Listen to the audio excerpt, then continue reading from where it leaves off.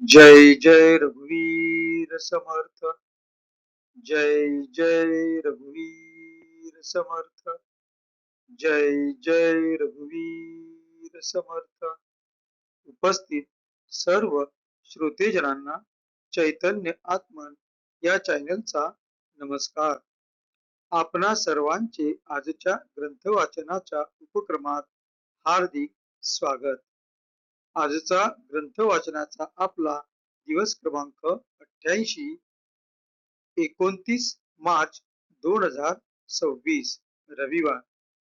सध्या आपण सार्थ श्री दासबोध या ग्रंथाचे क्रमशः वाचन करीत आहोत आणि आजचे वाचन करण्यापूर्वी प्रथम आपण समर्थ श्री रामदास स्वामी यांना गुरुवंदना देऊया। गुरुर ब्रह्मा गुरुर्विष्णू गुरुर्देवो महेश्वरः गुरुर्साक्षात् परब्रह्म तस्मै श्री गुरवे नमः। तस्मै श्री गुरवे नमः।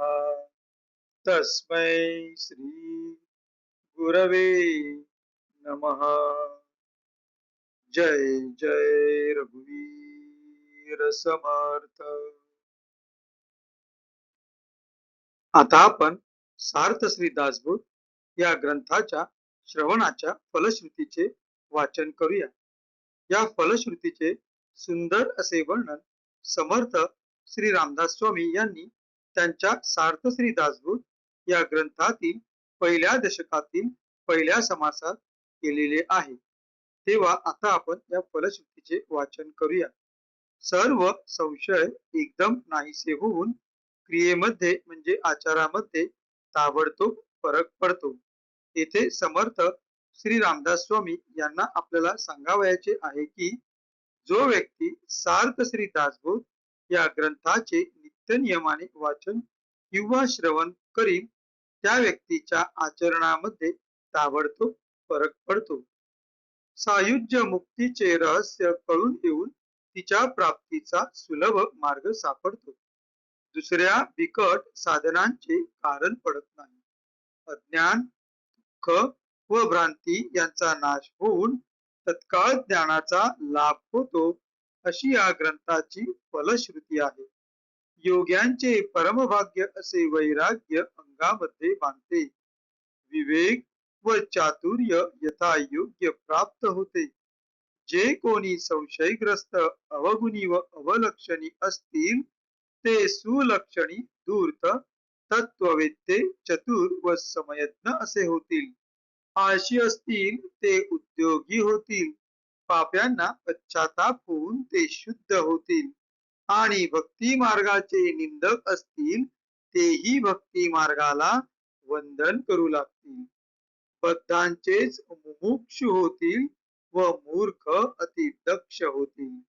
अभक्तांना भक्ती मार्गाच्या योगाने मोक्ष मिळेल।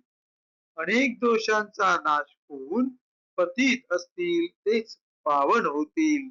तात्पर्य हा ग्रंथ नुसता ऐकल्याने प्राण्याला उत्तम गती मिळेल। देहबुद्धीमुळे येणारे अनेक प्रकारचे धोके, संशयाचे अनेक धागे दोरे, संसारातील अनेक उद्वेग हा ग्रंथ ऐकल्याने नाश पावतील। हा ग्रंथ ऐकल्याने अधोगतीत चुकून मनास विश्रांती व समाधान मिळेल अशी या ग्रंथाची फलश्रुती आहे। ज्याचा भावार्थ जसा असेल तसे त्याला फळ मिळेल। जय जय रघुवीर समर्थ। आता आपण ग्रंथाच्या क्रमशः वाचनास सुरुवात करूया। सध्या आपण सार्थ श्री दासबोध या ग्रंथातील तिसऱ्या दशकातील 7व्या समासाचे ज्याचे नाव आहे आदि भौतिक ताप या समासाचे वाचन करीत आहोत। आतापर्यंत आपण 30 ओव्यांचे त्यांच्या मराठीतील अर्थासहित वाचन केलेले आहे।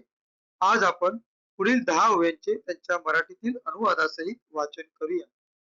आपणासमोर जे पृष्ठ दिसत आहे त्या पृष्ठात वरून चौथी ओळ 30 या अंकानंतर नाना वेथेचे या शब्दांनी 31व्या ओळीची सुरुवात होत आहे. तर तेथूनच आपण आजच्या वाचनास सुरुवात करूया.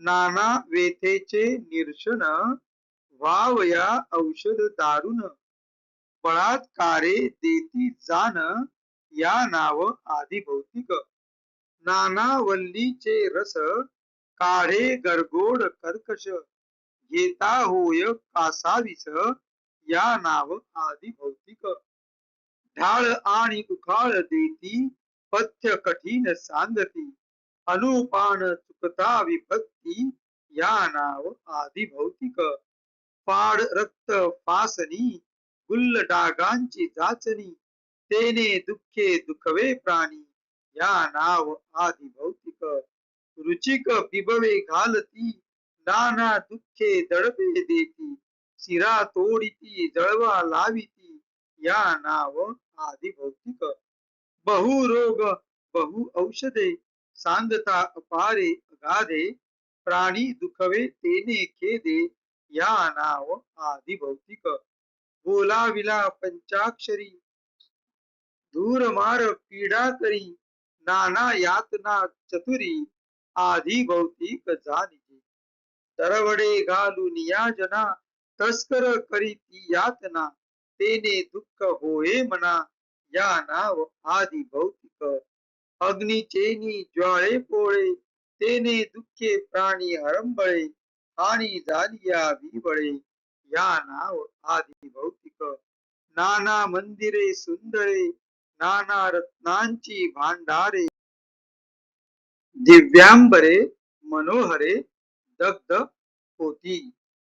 जय जय रघुवीर समर्थ. आता आपण या 10 ओव्यांचा मराठीतील अर्थ पाहूया. आपणासमोर जे पृष्ठ दिसत आहे त्या पृष्ठातील वरून तिसरी ओळ 30 ते 33 या अंकांनी सुरू होते. तेथून आपण आजच्या वाचनास सुरुवात करूया. आध्यात्मिक तापाच्या निरूपणात सांगितलेले अनेक रोग झाले ते बरे करण्यासाठी वैद्य पंचाक्षरी बोलावून आणले. तो रोग बरा होण्यासाठी ते जळजळीत म्हणजे कडक औषध बलात्काराने देतात. इथे बलात्कार म्हणजे बळजबरीने देतात असा अर्थ घ्यायचा आहे. अनेक वनस्पतींचे रस काढे तिखट गरगटे ही औषधे घेताना जीव कासावीस होतो. जुलाब वांत्या होण्याची औषधे देतात. कठीण पथ्य करण्यास सांगतात. औषधांचे अनुपान चुकले की रोग्याचे हाल होतात. यास आधी भौतिक ताप म्हणतात. शरीर फाडून रक्त काढतात. तुंबड्या लावणे चोचे देणे इत्यादिकांच्यामुळे प्राण्यास पीडा होते. रुईचा चीक किंवा बिब्बे घालतात. अनेक दुःखे देतात. धाक दाखवितात. अनेक प्रकारच्या डागण्या देतात. शिरा तोडतात. जळवा लावतात. अनेक रोग अनेक औषधे ती सर्व सांगू गेल्यास असंख्य आहेत. त्यांच्या त्रासाने प्राण्यास दुःख होते याचे नाव आधी भौतिक. पंचाक्षरी बोलाविल्यानंतर तो धुरी देतो मारतो पीडा करतो त्यावेळी अनेक यातना होतात. त्या चतुरांनी आधी भौतिक समजाव्या. दरवडे घालून चोर माणसांना छळतात. त्या योगाने मनाला दुःख होते ते आधी भौतिक होय. अग्नीच्या ज्वाळेने पोळल्यामुळे झालेल्या दुःखाने प्राणी तळमळतो किंवा नुकसान झाल्यास विवळत बसतो. अनेक सुंदर घरे अनेक रत्नांची भांडारे सुंदर उंची वस्त्रे जळून जातात. जय जय रघुवीर समर्थ. हा होता 30 ते 40 या 10 ओव्यांचा मराठीतील अनुवाद. आता आपण समर्थ श्री रामदास स्वामी यांना कृतज्ञतापूर्वक वंदन करून आजच्या या ग्रंथ वाचनाच्या भागाची सांगता करूया. शुकासारिके पूर्ण वैराग्य जाचे वसिष्ठा परिज्ञान योगेश्वराचे कवी वाल्मिका सारिका मान्य ऐसा, नमस्कार माझा सद्गुरु रामदासा. जय जय रघुवीर समर्थ.